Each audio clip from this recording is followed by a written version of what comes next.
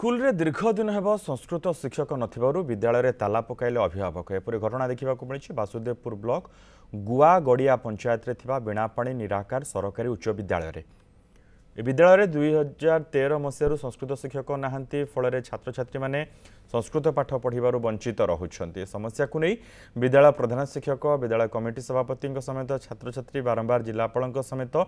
जिला शिक्षा अधिकारी को अवगत कराइथिले भी कई शुणी नाहांती बाध्य होई छात्र छात्री समेत अभिभावक अभिभाविका माने विद्यालय मुख्य फाटक रे ताला पकाइथिले दाबी पूर्ण न हेबा पर्यंत फाटक ताला खोला जीवन नाही बोली जिद धरिथिले।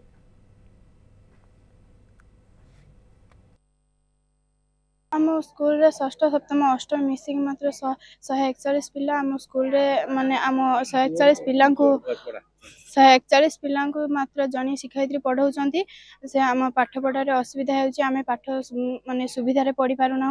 आम 10वीं क्लास हेले आमे माने मैट्रिक परीक्षा केमिति मार्क रखबो अधिक मार्क सेत में आमे एठी ये करछु हमर नूतन शिक्षक आसीबा आम स्कूल को दरकार सरकार का नीति अनुसार जो 30:1 रे जो 141 जन पिला थिबा सत्वे मात्र जड़े शिक्षक कार्यरत अच्छा जो माने जार प्रतिवाद रे आम एठार बसीचु 4 जन शिक्षक थिला बेले एठी केवल मात्र जड़े शिक्षक एठी एलिमेंटरी शिक्षक बा शिक्षा को एठी त्वरान्वित करूछंती तेणु आमे चाहूछु एलिमेंटरी स्तर रे जो 3 जन शिक्षक एवं जो उच्च माध्यमिक स्तर रे जड़े संस्कृत शिक्षक पद खाली अच्छी ता तुरंत पूरण करंतु। आमर शिक्षक नथिबारु सप्तम षष्ठ और अष्टम श्रेणी की गोटे शिक्षक थिबारु आम पाठ पढ़िबार असुविधा होछि आम बुझी पारना किछि पाठ आम नवम दशम को डायरेक्ट आम कोन पाठ शिखिमु परीक्षा भी दे पारनो कम मार्क रहउछि या फल रे मु 29 तारिख रे प्रधान शिक्षक बीओ आपनकर डीओ आ कलेक्टर को जाई मोर अभियोग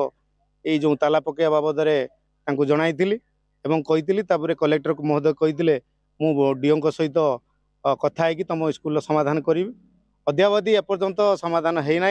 तेणु बाध्य कि आम आज मुख्य फाटक आगे ताला पकाई आम प्रतिवाद करुचु।